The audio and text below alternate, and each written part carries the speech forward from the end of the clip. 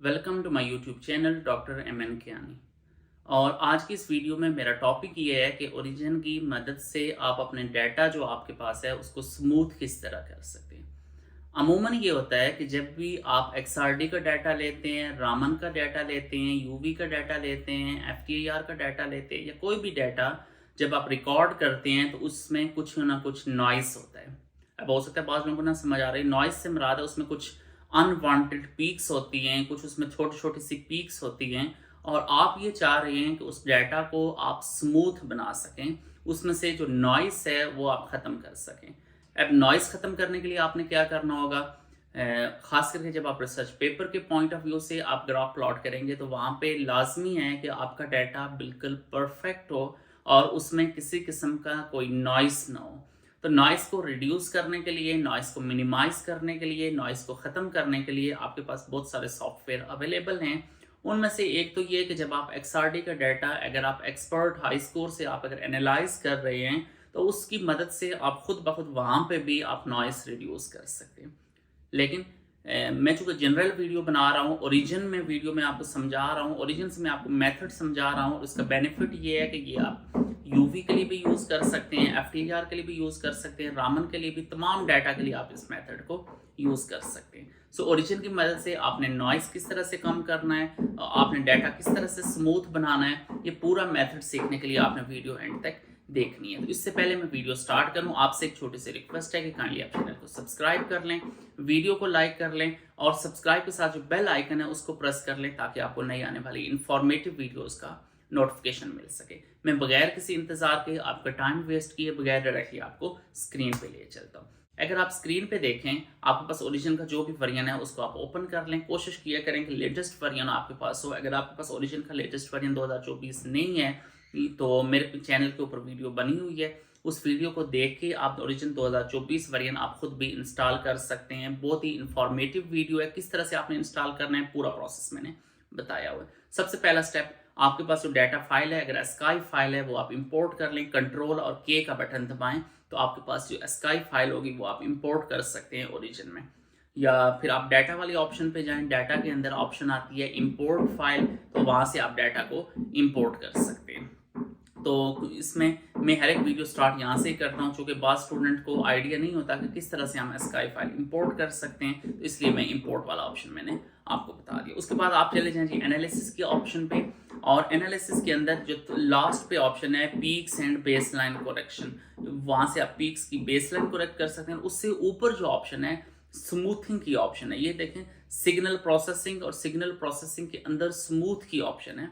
Signal processing, या अपने path याद रखना है या तस्वीर इसकी ले लें, एनालिसिस, सिग्नल प्रोसेसिंग और उसके अंदर स्मूथ की ऑप्शन है। जब आप स्मूथ में जाएंगे तो स्मूथ के अंदर इसमें बहुत सारे मॉडल्स हैं, 4-5 इसमें मॉडल्स हैं, 4-5 इसमें मेथड्स हैं स्मूथ करने के। अब उनमें से जो मेथड आपको पसंद आता है, मैं 2-3 मेथड आपको अप्लाई करके दिखा देता हूँ कि आपने डाटा को किस मेथड से आपने स्मूथ करना है। कंपैरिजन आप लोग खुद कर सकते हैं कि कौन सा मेथड ज़्यादा आपको सूटेबल लग रहा है, किस मेथड का रिजल्ट सबसे बेस्ट है। यहाँ पे बाय डिफ़ॉल्ट जो पहला ऑप्शन आ रहा है ये वाला मेथड आप यूज़ कर सकते हैं। उसके बाद FFT फिल्टर वाला ऑप्शन है, उसके बाद परसेंटेज स्मूथिंग वाला ऑप्शन है। ये तमाम ऑप्शन आप खुद ब खुद ट्राई कर लें। सपोज़ मैं अगर ये परसेंटेज वाला ऑप्शन अगर यूज़ करूँ तो परसेंटेज से ये है कि आप यहाँ पे कोई ये नीचे एक स्लाइडिंग बार आ रहा है, इसको आप स्लाइड करें। ये जैसे अभी 50% सेलेक्ट हुआ है, अभी मैंने 70% कर लिया है। आप इसको स्लाइड करते जाएं डिफरेंट परसेंटेज वाइज, इतने परसेंट वो स्मूथ करेगा डाटा को। तो यहाँ पे ये राइट साइड पे साथ प्रीव्यू आ रहा है, इस प्रीव्यू की मदद से आप देख सकते हैं कि आपका डाटा क्या आपको अभी बेहतर लग रहा है, नहीं बेहतर लग रहा। जहाँ पे आपको जिस परसेंटेज पे आपको डाटा लगे कि बेहतर है, डाटा परफेक्ट है, आप वहाँ पे उसको सेलेक्ट कर लें। तो डिफरेंट में ऑप्शंस ट्राई कर लेता हूँ। FFT फिल्टर में 10 अप्लाई कर लिया, फिर उसके बाद मैं इसको 15 करके चेक कर लेता हूँ, उसके बाद 30 करके चेक कर लेता हूँ। डिफरेंट नंबर आप ट्राई करते जाएं जहाँ पे आपको लगे कि आपका डाटा, मतलब इसमें आपने दो चीज़ों का ख्याल रखना है, बहुत ज़्यादा भी नहीं कर देना स्मूथ कि आपकी पीक्स ही गायब हो जाएं, और इतना कम भी ना हो कि अभी तक उसमें नॉइस हो। सो इसका कोई ख़ास मैं आपको फिगर नहीं बता सकता कि आपने इतना नंबर रखना है। आपने मल्टीपल ऑप्शन ट्राई करें जहाँ पे आपको लगे कि आपका डाटा इतना स्मूथ हो गया है कि उसमें पीक्स भी गायब नहीं हुई और नॉइस भी रिमूव हो गया। केवल मैं डाटा आपको कंपैरिजन में दोनों ग्राफ प्लॉट करके आपको दिखा भी देता हूँ ये क्या फ़र्क है डाटा के अंदर।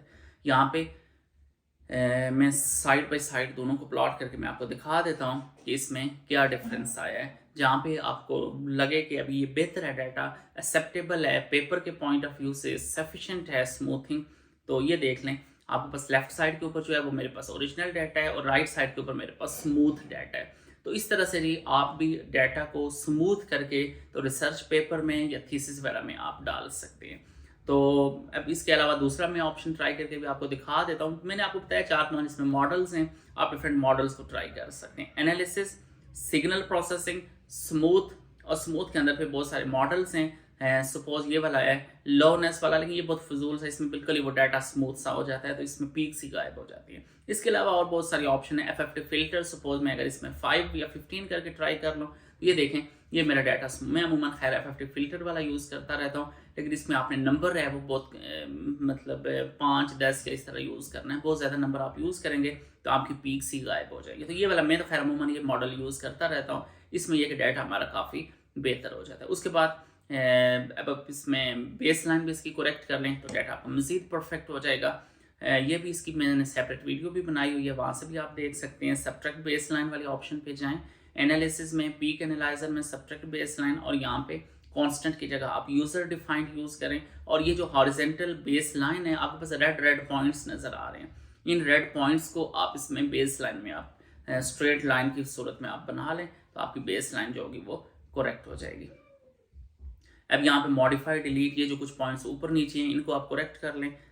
जो पॉइंट्स आपको लग रहा है और जहाँ जहाँ पे आपको लग रहा है कि मज़ीद पॉइंट्स ऐड करने की ज़रूरत है, तो वो आप पॉइंट्स मज़ीद इसमें ऐड कर लें ताकि आपकी ये जो बेस लाइन है करेक्ट हो जाए। जब आपकी बेस लाइन करेक्ट हो जाएगी तभी आपका ग्राफ फर्दर ये है कि इम्प्रूव हो जाएगा और आपके रिसर्च पेपर के पॉइंट ऑफ व्यू से आपका डाटा इम्प्रूव हो जाएगा।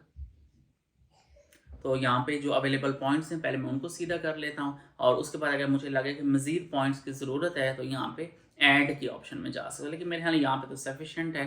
तो नेक्स्ट स्टेप सब्ट्रैक्ट करें।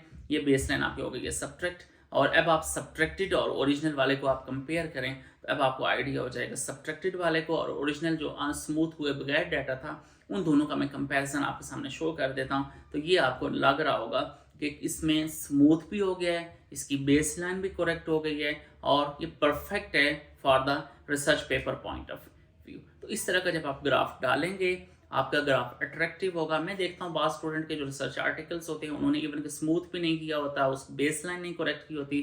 तो इस तरह का डाटा रिव्यूअर के ऊपर बैड इंप्रेशन पड़ता है और वो शुरू से ही आपके पेपर का इंप्रेशन ख़राब हो जाता है।